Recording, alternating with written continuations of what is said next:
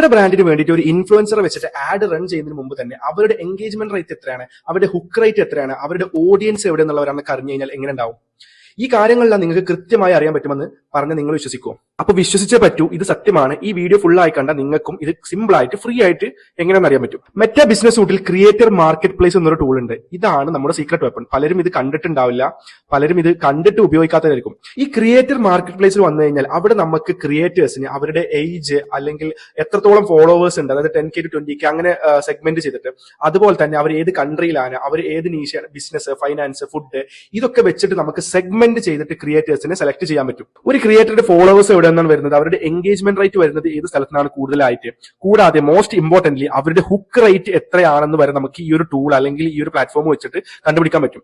ക്രിയേറ്ററോട് ചോദിക്കാതെ തന്നെ ഇൻസ്റ്റാഗ്രാം തരുന്ന ഒറിജിനൽ ഡാറ്റ നിങ്ങൾക്ക് ഇവിടെ നേരിട്ട് കാണാം. ഇനി ഇതിന്റെ മാക്സിമം റിസൾട്ട് നിങ്ങൾക്ക് കിട്ടണമെന്നുണ്ടെങ്കിൽ, ഇൻഫ്ലുവൻസർ മാർക്കറ്റിന്റെ മാക്സിമം റിസൾട്ട് കിട്ടണമെന്നുണ്ടെങ്കിൽ ഒരു പ്രോ ടിപ്പ് പറഞ്ഞുതരാം. ഇങ്ങനെ കണ്ടുപിടിക്കുന്ന ക്രിയേറ്റേഴ്സിനെ വെച്ചിട്ട് ഒരു വീഡിയോ ഇടുക മാത്രമല്ല നമ്മൾ ചെയ്യേണ്ടത്. ആ വീഡിയോ നമുക്ക് ആഡ് ആയിട്ട് ചെയ്യണമെന്നുണ്ടെങ്കിൽ നമുക്ക് പാർട്ട്ണർഷിപ്പ് ആഡ്സ് എന്നുള്ള ഒരു ഓപ്ഷൻ ഉണ്ട്. പലർക്കും അത് അറിയാത്തത് വഴി അവർ ഈ ഒരു ഓപ്പർച്യൂണിറ്റി മിസ് ചെയ്യുന്നുണ്ട്.